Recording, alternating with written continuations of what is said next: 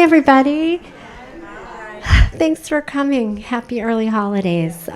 So happy to welcome back Anthony Samarco, who's just a fabulous speaker and author. And I can tell every single person here loved a bargain. So that's why you're all here today. I am missing it terribly this season. Oh my God. Where's the curling ribbon? No, I miss it. I'm going to hand it over to Anthony. Thank you. Thank you. Well, it's really a pleasure to be here, and thank you for inviting me. Well, The Christmas Tree Shops is one of these new books that I've been writing. I've written about the Boston neighborhoods. We lived in Milton, so I did 4 books on Milton. But the whole concept is, it started with the Baker Chocolate Company, and then Jordan Marsh, the history of Howard Johnson's. I just finished S.S. Pierce, and now the Christmas Tree Shop. None of them really exist anymore. They only exist in our minds. And our memory is an important thing, because 20 years from now, when we talk to our grandchildren and great-grandchildren, they're not going to know what we're talking about the Christmas Tree Shop. Well, seen here on the cover, this is the Sagamore store at the Sagamore Bridge. Not only was it iconic, but it had a windmill with a real turning blade. It also had a thatched roof, which according to the Guinness Book of World Records was the largest thatched roof in the world. Well, the Christmas Tree Shops would start in 1970, and during that period, it started in debt, but by the period of 2003, it was a multi-million-dollar company that employed the largest number of employees on Cape Cod, and they coined the term, "Don't you just love a bargain?" But it's a rich history, and it dates back to 1946. Originally, it was known as the Christmas Tree Shop, singular. And the Christmas Tree Shop was started in 1946 by Charles and Alice Matthews, who moved from New York to Cape Cod and purchased a small store at the corner of Route 6A and Willow Street in Yarmouthport.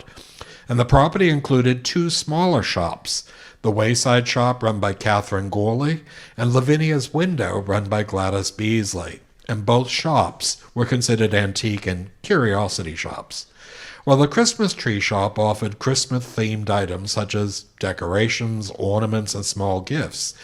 And the Matthews, who would greet you with Merry Christmas, not hello, opened the shop on Memorial Day and would close after Labor Day. And as the Massachusetts Blue laws did not allow business on Sundays, it was a struggle. The business went bankrupt in 1961 and was bought at auction by a man by the name of Don Winner, and he continued operation of the shop until 1970. As you can see, it was a remodeled barn, and in that way, the Christmas Tree Shop became something people in the Cape knew. Directly located on the Kings Highway, or Route 6A, the building had originally been floated by barge from Nantucket to Yarmouthport in 1865, and it was then used as the general store of a man named Dexter Payne. Well, throughout that period until World War II, it was his shop and his house above. But here on a postcard of the 1960s, it showed Santa Claus in his sleigh on the roof of the porch, along with the reindeer. It was a hodgepodge, and you never knew what you were going to find. But in a chapter in the book that I call Do You Want to Buy a Business?, Chuck and Doreen Bilezikian started a store in 1970 that would eventually expand to 23 stores throughout New England and New York by 2003.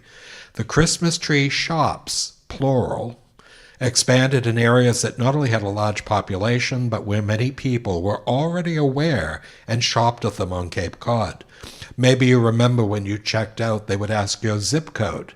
And if those zip codes actually tallied a large number, they would think of a store in your community. In 1970, the story of the Christmas Tree Shops began when they traveled for a July 4th vacation on Cape Cod. And while there, Chuck Bilezikian had planned to meet with Don Winner of Yarmouthport to try and sell excess inventory from the Cambridge Coffee, Tea, and Spice House where he worked. Winner owned the Christmas Tree Shop, which he had bought in 1961 at auction after the Matthews declared bankruptcy. And the store was in the closeout business, buying overstocked items at a low cost and selling them at a bargain. And after meeting with Chuck, Winner casually asked, "Do you want to buy a business?" Well, Chuck and Doreen thought it over, and it seemed not only feasible, but it was exciting. It was something they could do together. And in September 1970, they made a $10,000 down payment that included money from credit cards, and they became the owners of the Christmas tree shop. Doreen said, "Our introduction to the retail business was trying to dispose of the merchandise which came with the business at the time of the purchase." Well, in that instance, they started immediately with advertisements, and they renamed the company the Christmas Tree Shops. They had the front shop, seen on the lower right-hand side, the barn shop, and the back shop. And in that instance, these three buildings would sell Christmas cards and decorations, English bone china, silver, stainless steel, crystal, music boxes, stationery, jams and jellies, candles, soap, toys, furniture, wall decor, all at half the usual price. Well, they were doing it in a way that not only was it something that was remainder and discounted items, but it was something that would expand throughout the Cape during the 1970s. Well, seen here is Chuck Bilezikian sporting a pipe with his dog Pooch, and he's seen in the Christmas tree shop in Yarmouthport in the early 1970s. The Christmas tree shops would begin by offering bargain household items by buying up overstocked and discounted products that would in turn be sold at the store at a bargain. As you can see here in a detail of a match cover, it said Cape Cod's famous summer Christmas shops. It's a must. Well, during that period, not only did they attract locals, but even the tourists. You never knew what you were going to find, and because they bought overstocked and discounted things, they might have a limited stock. And seen here is a display offering Lilith Solifer 8-inch high vases, which were 24% lead crystal, and sold at the bargain price of $3.99. Lilith is French for lilac, and Solifer is French for a vase decorated to hold a single flower. Well, as you can see, they only had 2 shelves. But if you didn't want a vase, maybe up above you wanted a 4-inch salad bowl at 39 cents or 3 for $1. How could you leave without them? Well, in that instance, every store began to offer all sorts of things, including Christmas items. And though they tried to dispel the aspect that they just sold Christmas-themed items, seen here was a tree in front of an entire wall with glass Christmas ornaments. The sign on the tree reads, "North Pole's finest candy canes, sweet-tasting treats." They were 10 cents a piece or a baker's dozen for $1. And on the right, often they would encourage Mrs. Claus to come and visit their store. She arrived with one of her elves, and dressed in a velvet robe with white fur, she would actually greet children, who actually would tell her what they wanted for Christmas, so she could tell Santa when she went home at night. Well, in that instance, you can imagine, families came with every child, not only their own, but every neighborhood child. And actually, 1 out of every 3 people would make a purchase. This advertising and marketing was so important because by 1975, the company, which used a term at that time, a bargain for all seasons, had 8 locations. As you can see, the map on the upper right-hand side started at Sagamore and went all the way to Orleans. The Christmas tree shops advertised that shopping at the stores was literally a bargain for all seasons, and the stores would become open year-round in the early 1970s and had a huge impact on sales. They had shops in Hyannis, West Yarmouth, Yarmouthport, Sagamore, West Dennis, Orleans, Falmouth, and one off Cape on Pembroke, Massachusetts. In that way, advertisements had savings of up to 50% or more off other fine stores' prices, first quality merchandise. So in that instance, it was still a remainder and a bargain store, but they were trying to make it into a fine gift shop, and people reacted. And by 1977, this newspaper advertisement was a supplement to the Patriot Ledger, the Cape Cod Sunday Times, and the Enterprise, and would feasibly reach over 250,000 readers. The Christmas tree shop said, "Let's celebrate value. First quality merchandise at savings of up to 50% or more." Well, on the left-hand side was an insert to these newspapers, but it was 18 pages long. On the cover, who could resist a caned rocking chair for $19.99, or a toy set made of a train of wood, or wooden duck decoys? I mean, these were wonderful things at bargain prices. But on the right-hand side is a detail of an inside page, and it showed the Clipper crystal. You could not only have decanters, wine jugs, glasses, wine glasses, water glasses, and they were all engraved with a Clipper ship. And it was something at a very good price that you could entertain family and friends. In some ways, they realized that by the mid-1970s, after 5 years of hard work, they knew the business was going to be a success. And they created a mission statement, as any good company should. They said that the Christmas Tree Shop strive to be the premier value retailer by offering a unique and exciting shopping experience. We are committed to exceeding our customers' expectations in service, value, and selection. We foster a culture that sponsors growth and career opportunities for our employees in an atmosphere of respect and courtesy.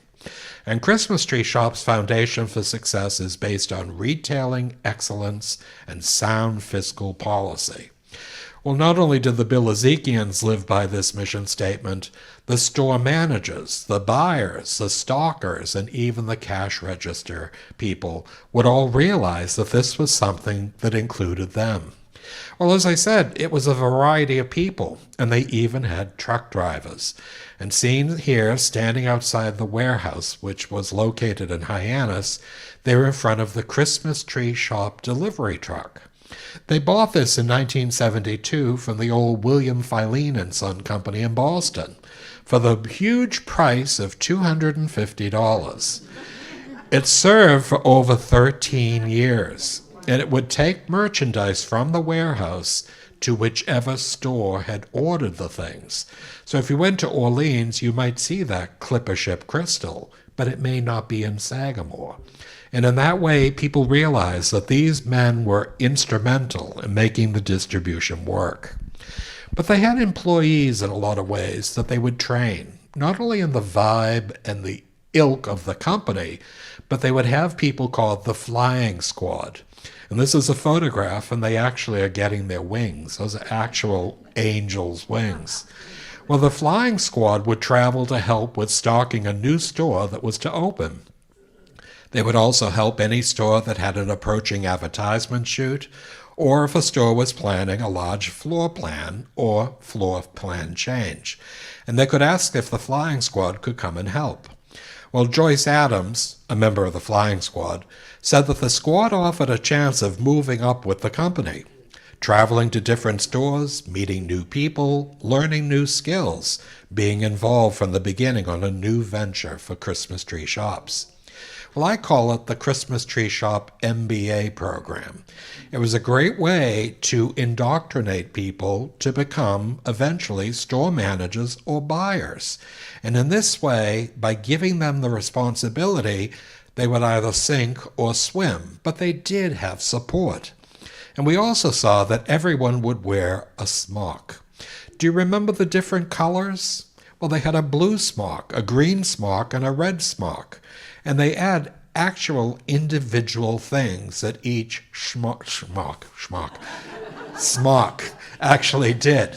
I guess my New York accent is coming out. So if you had a blue smock, you said, my job is to remember you can always pass the buck. But they never did. If you had a green smock, to count back change and hand the customer their purchase. Or if you had a red smock, to ensure that customers, when they ask the location of an item, you tell them. Well, this man, a young man by the name of Devin, wears a red smock. But it didn't matter what the color was. Everyone had responsibility, and they overlapped. One did not just have a set job. You did a variety of things, just like the owners of the company. And in that way, that's what made it a success. But some of the things they actually sold were really quite unusual. Cape Cod air was sold by the Christmas tree shops as a whimsical souvenir for tourists visiting Cape Cod, when they were bottles containing genuine Cape Cod air that were made by the Christmas tree shops. There was a proviso, as customers were cautioned, to avoid contamination by ordinary air, do not remove the cork after crossing the Cape Cod Canal. May be refilled at any time on Cape Cod. Well, these bottles of air, said to be genuinely fresh from the sea, sold by the boxful. I admit I bought one. The labels were affixed to the bottles by Gregory and Jeffrey Bilezikian, sons of the owners, and often joined by their friends Nan, Beth, Susie, and Jane Johnson. Well, the bottles cost 2 cents, and the labels were done by the thousands, but they sold for $1.99 for a net profit, after you paid 10 cents to each child, of almost $1.69. So it was something that was fun and whimsical. But they also made glass pickles. And as you can see on the left-hand side, this 4-inch glass pickle ornament was $1.99. But you were given a little copy of The Legend of the Pickle. To start a tradition that will surely last, here's a story about a pickle of glass. The night before Christmas, it's hung on the tree. While everyone's sleeping, it's done secretly. And on Christmas morning, when you arise, the first one who finds it will get a surprise. A family tradition for all to share. You'll look for the pickle year after year. Did anybody ever do this tradition? Neither did I. I never even knew it existed. But there was a picture of it. And they also had Santa's Magic Christmas Dust. And when this was offered, it was offered in a gingham bag with a drawstring. It said to all good girls and boys, and the rest of us, please take this package on Christmas Eve and sprinkle it on the lawn or snow. The glitter will shine in the moonlight and help me see your house, and the oats will help my reindeer find their way to your home. They love the smell of oats, and if they are hungry, they can have a quick snack. Ho, ho, ho, Merry Christmas. Well, at $1.99, the little sack contained 2 tablespoons of glitter and 2 tablespoons of oats. But what child left the Christmas tree shops without one, even if there were 5 children in the family? And in that instance, it was like the Cape Cod air, the glass pickle. It was a wonderful, whimsical thing that became a great sale. Well, many people realized you could find anything under the sun at the Christmas tree shops, not just seasonal items, greeting cards, nuts and candy, as well as Lion Brand yarn. Well, for the knitters on Cape Cod, these wire display bins had Lion yarn priced at $1.99 per skein. Lion yarn brand yarn has been on the market since 1878, and the company is today a 5th-generation family-owned business that has long offered different types of yarn. Some of their most popular yarns were homespun, thick and quick, fun fur, Vanna's Choice, I guess they were doing that television show, and Woolese. So it didn't just come in different sizes and qualities, it also came in different colors. They also, in some ways, in the summer, would have galvanized zinc tins stenciled with Cape Cod, a heart, and of course Cape Cod itself. And these are things that, though they're filled with stuffed red lobsters, dolphins, whales, and even little teddy bears, they could later be reused to place ice and a cool, refreshing drink. But seen here, in and around it, it was all Cape Cod themed, including the taffy. I don't know anyone my age that actually eats taffy.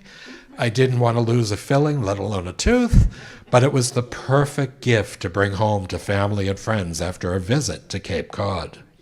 And seen here, who could resist a 3-foot-tall, solar-illuminated lighthouse? Well, not only were they Cape Cod themed and maritime, but you could place them at the foot of your driveway, and after charging all day, look out the window and see the lighthouse blinking at you. Seen here, it was all sorts of things, as you see, not only steering wheels, what would you call them on a ship? A what? What is a ship steering wheel? A helm? Okay. And we also see fish, and we see decorations for the wall. So these were things in a lot of ways that people looked at and didn't realize that they needed them before they left the store. Children loved it as well, and many tourists, as well as Cape Cod residents, stopped at the Christmas tree shops to pick up essentials for their vacation on Cape Cod. In addition to snacks, candy, paper plates, and napkins, a beach chair was a necessity to relax on the beach and get some sun, and one stared at the ocean and the far-off horizons. The little boy on the upper left chooses a yellow shovel, along with a yellow pail that he could play in the sand. And the two children in the lower portion actually choose a multicolored boogie board, which was, I guess, the descendant of a surfboard. Thank you. I was told it was not a surfboard, it's a boogie board. So it shows my age. But everything was holiday themed. Do you remember walking through the doors and on the right-hand side, whatever the holiday season, there was the things to decorate the house. If it was Valentine's Day, St. Patrick's Day, Easter, Independence Day, and as we see here, fall, and of course Halloween, Thanksgiving, and even Christmas. Well, this is a fall display with scarecrows that have the greatest sunflower hats, flowers, and of course metal pumpkins. Not necessary, but something you couldn't leave without. They were beautifully done. But in that area, no matter what the season, the aroma was one of cinnamon. So I assume it was not only the sensory encouragement, but it was also the idea that the aroma of cinnamon was something that made a sale. And of course, at Christmas time, according to German folklore, nutcrackers bring good luck to the family and protect the home. It is said that they represent strength and power and watches over the family, keeping evil spirits and dangers away. Well, the one on the right is 3 foot tall. But on the left, you could get them in all sorts of different colors and uniforms.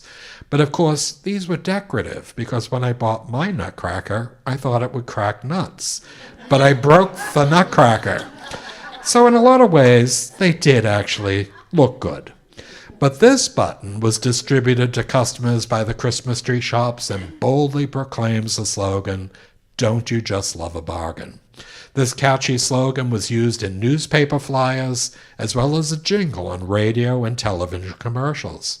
Customer Azelle Zimmerman remembers that when she first saw these television commercials, she said, "I saw way too many things that I wanted.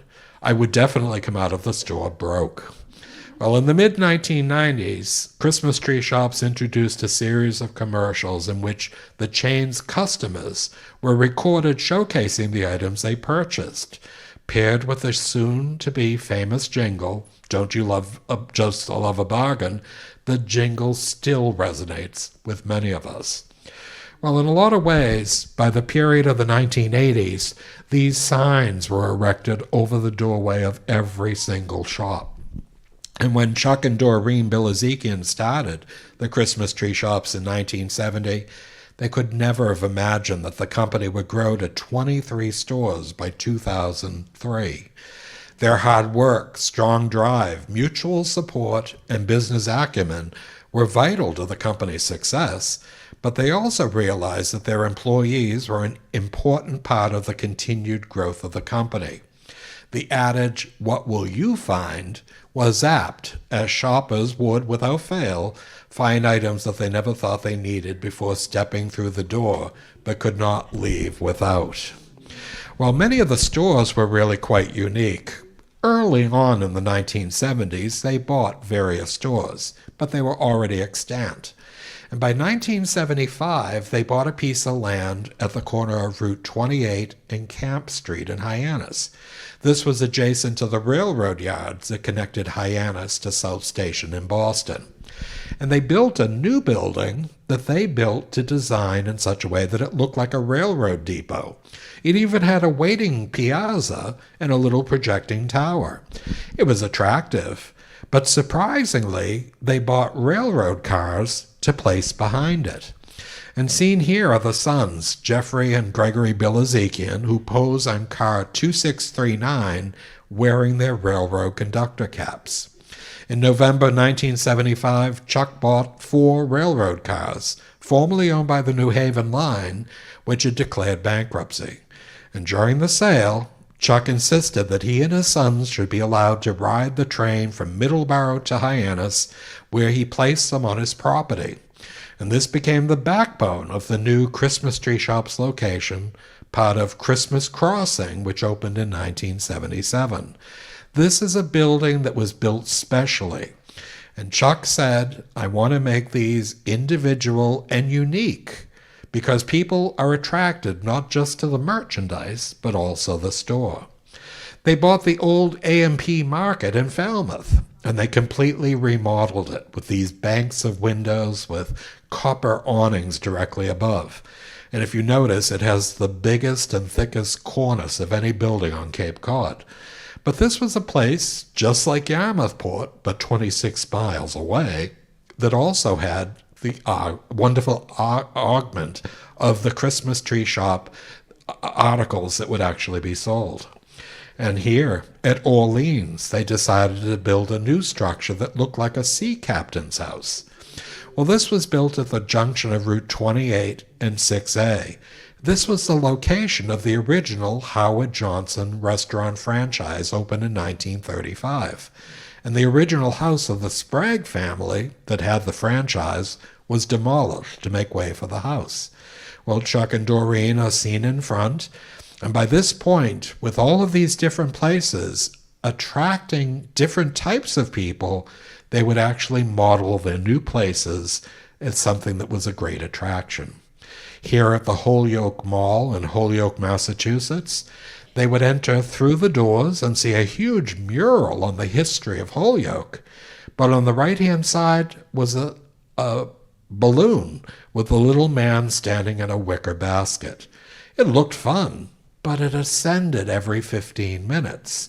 It did nothing other than ascend to the ceiling and come back down. But people would stand there and watch it. It was a great attraction, and children loved it. But seen here in Linfield on Route 1 North, they bought the Old Ship restaurant. Does anybody remember the Ship? Well, it's on the left-hand side, and I remember going to 2 family weddings there. Both ended in divorce. But the idea was it had great food and very nice drinks. But they actually built something that had a nautical theme. So, of course, on the corner, a lighthouse. And it actually had a real revolving light. And on the right-hand side, you can actually see a small rowboat descended from the roof rafters. Each of these were unique, but none were as unique as Sagamore. Well, Sagamore seen here was something that not only had a shingled windmill, but a real turning windmill blade. It also had, as we see here, a stone Irish cottage with a thatched roof. And because it was built adjacent to the Sagamore Bridge, you couldn't miss it, either going across to Boston or coming from Boston to the Cape. Well, the Sagamore Christmas Tree Shop, according to the Cape Cod Times, had the largest thatch roof in the world.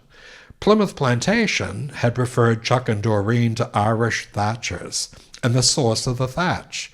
Thatching is a craft of weaving a roof with such things as straw, water reed, or heather, and then layering it to shed water away from the inner roof. Known as the world's first traveling thatchers, brothers Michael, William, and A.J. Cahill were from the village of Claregalway, Ireland. They thatched the 24,000 square foot roof that is listed in the Guinness Book of World Records as the largest thatch roof in the world. But it was not just local attention that this new store was getting, as the Washington Post published a commentary that said, this unique retail establishment boasts Disney-esque architecture of a humongous artificial thatched roof and windmill. Well, it might have been Disney-esque, but it certainly was not artificial thatch. Well, the Sagamore store won a Bill Massachusetts Architecture Award, and it has combined designs of various buildings from the British Isles. Each of these buildings were unique, but probably one of the ones that took most attention was the Hyannis store at the Hyannis Rotary. Ed Mullen, who was the Bill Ezekian's right-hand man, said, "To design the new Hyannis store, Chuck, Doreen, and I went to Disney World. We sat on Main Street for days like little kids, studying the buildings and working up a Victorian look for Hyannis. And when the store was done, we returned to Orlando to receive a national award for Best Exterior Store Design for 1999. Well, seen here at dusk, the building was illuminated. It had a clock tower and projecting mansard roofs on either side. It was not only attractive to look at, but it was really quite fun to enter. But the Hyannis store also had a four-sided clock, seen on the left, that was manufactured by the E. Howard Clock Company. The company was established in Boston in 1858 by Edward Howard and Charles Rice and was a leading American manufacturer of luxury watches and clocks. And the four-sided clock was made between 1910 and 1920 for a meeting house, which was demolished. And on the lower right-hand side, a Verdun Company glockenspiel was installed below the clock and was a unique attraction that delighted people. It sported moving figures at different times of the day, and the glockenspiel played Three Cheers for the Red, White, and Blue, Old Man River, Morning Has Broken, among other songs. This was much like, has anybody been to Prague, of the wonderful dancing figures of the Prague clock. It also had a carillon, and this created music that greeted arriving shoppers, as well as bidding farewell to shoppers bringing their bargains to their cars. The carillon was composed of a large bell and 24 smaller bells ranging in 2 octaves. The large bell rings every hour on the hour and was cast in 1942, and the 24 smaller bells were cast in Holland in 1989. None of this was necessary, but it created such comment that people loved to look at the building. And I can imagine standing at your car as not only the glockenspiel danced before your eyes, but the carillon would play a tune. A lot of people would actually shop at the Christmas tree shops. This is a photograph of the South Portland, Maine shop. When they built the new shop in 1990, it was actually having no advertisement. It was only the fact people saw it being built. They would open on Saturday at 9 o'clock a.m. This is the photograph at 6:30 a.m. And people would wait with their shopping carts at the ready because they probably already knew the Christmas tree shop from Cape Cod. People in that instance realized that their logo, a red sleigh with a freshly cut Christmas tree, was probably one of the more recognizable commercial or business logos in the United States. Not only did it say Christmas tree shops, but directly above the eye was a Christmas ornament. So it was something that made people feel special. But on the 30th anniversary, Chuck and Doreen Bilezikian would arrive to a party in the parking lot of their Hyannis warehouse. And they arrived in style with a Percheron horse-drawn red sleigh. Well, it was in August, and there was no snow, so the sleigh was equipped with wheels that brought them in. Well, it not only had a Victorian coachman, but you can see the smiling Bilezikians. They were greeted by 9,000 employees, family, and friends. And one can only imagine the sense of pride the Bilezikians had after 3 decades of nurturing and growing a small business into a multi-million-dollar company with thousands of employees. They were the largest employer on Cape Cod. The Christmas tree shops were one of the I just said that. And you realize here, Doreen is cutting a 3-tiered cake, one for each decade, covered with the logo. Everyone seemed to realize that this was a place that you went when you not only had a rainy day during the summer, but when you went with family and friends for a day out. But it was fun because the employees made it fun. And seen here is a group of employees smiling as they transform themselves into Christmas tree shop elves, with a variety of stocking hats and holding a variety of stuffed elves available in the Christmas decoration aisle. These L's had a variety of faces and were just the right size to hold or put on the mantel. But look at the legs of the L's, wearing the same red and white striped stockings, but larger than life in size. But on the right-hand side was a gift that was given to every Christmas Tree Shop employee after 5 years of service. Christmas Tree Shop had an average ratio in 33 years of 17 years of employees. This was something as a stick pin. Gentlemen would wear a tie pin that was actually made by a local Harwichport artist. She would take reused piano keys from discarded pianos and engrave on them as Scrimshaw the logo of the company. As a 5-year anniversary gift, it was something quite nice, with a bonus. After 10 years, you were given a Tiffany sterling silver Venetian bracelet, and 15 years, a gold-filled watch, and after 20 years, a string of pearls. It was something that made people feel that their job was more than just 9 to 5. It was something that made it special. And seen here at the Pembroke store, employees posed for a group photograph after having collected a multitude of blue shopping carts from the parking lot.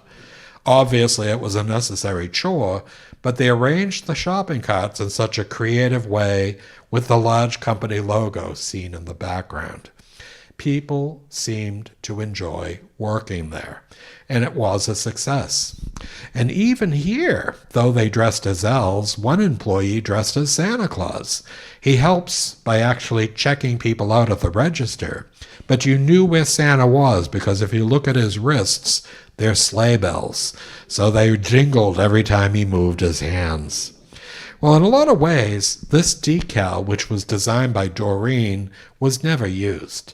It was not only fun, but it would make shoppers feel important as authorized Christmas tree shoppers when they placed it on their automobile bumper.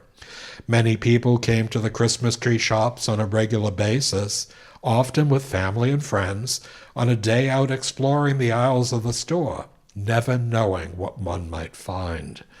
Well, in a lot of ways, the people that came were of all sorts: seniors, adults, young adults, teenagers, children. Everyone seemed to look for all sorts of bargains. Well, you can tell that these two women have just arrived. Their cart is empty. But they've come through the door, and they're probably smelling that cinnamon, and you can see in the background it's all sorts of Christmas decorations, so it's during the holiday season. People loved it. But of course, it was strenuous walking the aisles for 2 or 3 hours. And seen here after a morning of shopping for bargains at the Sagamore Christmas Tree Shop, customers Judy Shanahan and Nancy Peters take a well-deserved break, enjoying a rest while sitting in the sun on a white garden bench priced at $99.99. So whether you were there to shop or rest, there was something for everyone. And seen here, shoppers leave the Christmas Tree Shop in Albany, New York, the only one outside of New England by 2003, with bags of bargains during the holiday season. The woman on the right has a shopping bag that says, "'Tis the season to be jolly." And employee Kathy Cameron remembered that Chuck and Doreen put their trust in their employees. I worked with so many creative design artists and problem solvers. We did beautiful displays with just a few fixtures. And Chuck and Doreen brought us the most unique products and new trends. It was easy to highlight their finds. Well, they weren't just local finds. By the period of the late 1970s, Chuck and Doreen went to Hong Kong, where they would actually ship back enormous numbers of very well-priced items. They would later have buyers, both men and women, that went to India to bring back brass products, to Italy, Majolica, or even England with bone china. Everything was unique, and it was something that people wanted, and it was at a bargain price. But the problem was, after 2003, it was sold to Bed Bath & Beyond. Now, they weren't willing to sell the company. They decided in some ways that, if they continued to expand, they'd have to change their business practices.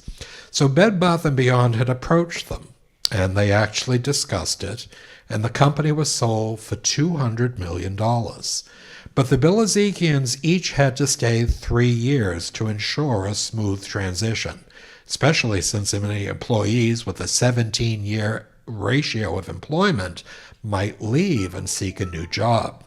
Well, in that way, not only did they actually sell the name, but they also kept the property. The Bilezikians still own all of the different stores that are located throughout New England, and they've created Turtle Rock, which is a property management company. But by the period of 2020, a company by the name of Handle Holdings bought the company from Bed Bath & Beyond. They were the ones that had the problem. And as you see here, every newscast, so this is CBS News Boston, would actually report, as it says, the Wall Street Journal, Christmas tree shops preparing to file for bankruptcy protection. How could a company that had so much of our money go bankrupt? But people could not imagine. But during the period of the early 2020s, people would realize in some ways that Bed Bath & Beyond sold the Christmas tree shops to Handle Holdings, a private company founded in 2020, for an undisclosed amount. It was reported at $475 million.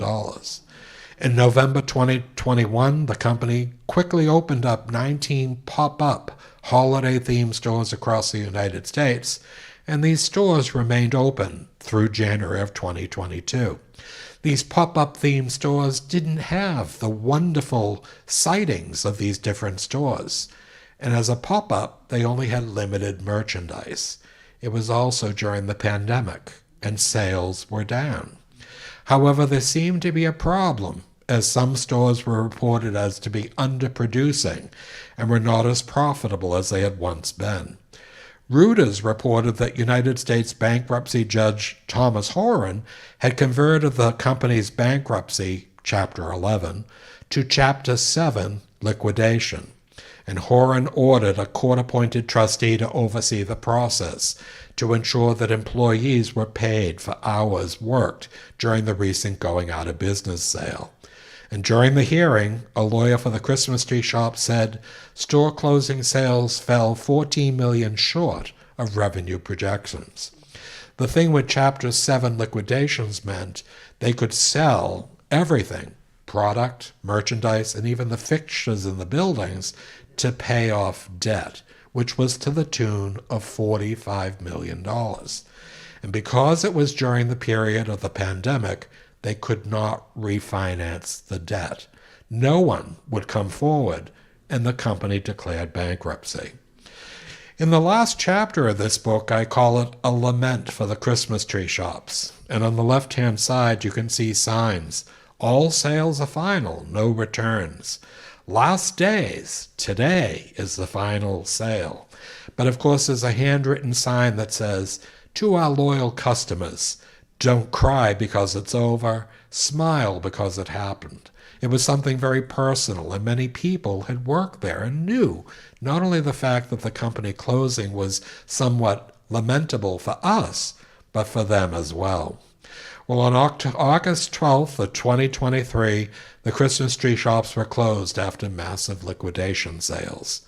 The Christmas tree shops were well-known bargain stores, selling food, toys, household furnishings, and Christmas decorations in stores that often resembled cottages, mansions, and lighthouses. The closure of these once popular stores was incredulous, and as Gene Cooper of East Hampton poignantly said, every time you come here, there's always a lot of people here, and everybody comes for the sales. I'm sure it's going to be missed by a lot of people, me especially.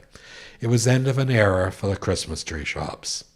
Well, during that closeout sale, people would be in line for 45 to 50 minutes just to get to the cash register. And with sales between 50% in early August to 90% by the time the store was closing, you really did get bargains. But people realized in that instance, and in this book, as you can see, Chuck and Doreen Bilezikian were a strong team, and their marriage and work ethic were as strong as they were. having taken a risk in 1970 to buy a failing business in Yarmouthport, to selling the company in 23 to Bed Bath & Beyond, they showed that not only how hard work, drive, and determination could ensure the success of a small business, but also that success was to be earned and not merely given. Working long days, unpacking boxes, stocking shelves, and arranging merchandise in the evening was hard work, but they persevered. They grew the small seasonal business into a thriving year-round business that became a destination on Cape Cod. Well, the book in this instance, as I say, yes, we did love a bargain and we love the Christmas tree shops, was supposed to be out for the holidays. Amazon now says it'll be January 16th. But the book in some ways is something that, again, chronicles something that was once so popular that is now just a memory. And we realize in that instance, it's a fond memory from the past. Thank you. I hope you enjoyed it. Thanks. Does anybody have any questions or comments? No oh, please. Well, Chuck Bilezikian died in 2016 of cancer, and Doreen Bilezikian, who is in retirement in her mid to late 80s, is a great example of somebody who summers in Austerville and lives in Palm Beach during the winter. But she's also somebody who has two sons who are instrumental in running Turtle Rock, which owns all of that property. The funny thing is, in the newspaper on Cape Cod Times this week, they're talking about tearing down the Sagamore building. The thatch roof will cost anywhere from $250,000 to $400,000. And remember, thatch only lasts 25 or 30 years. But they're thinking of demolishing the building but keeping the windmill and creating affordable housing. Now remember, Turtle Rock is a holding company for all property. They don't just own the former stores, they own apartment buildings and shopping malls everywhere, not just the Cape. So it sounds weird, but when you say affordable housing, they're not talking people who are on welfare. They're talking about nurses and doctors and teachers who live on Cape Cod who can't afford to buy a house. So affordable housing in some ways is going to benefit a neighborhood or the Cape Cod area. But I think in some ways she was the one that approached me to write this book. Her summer house is near mine. And I was like, of course I'll write it. And I was very proud to. Any other questions? Well, thank you all for coming.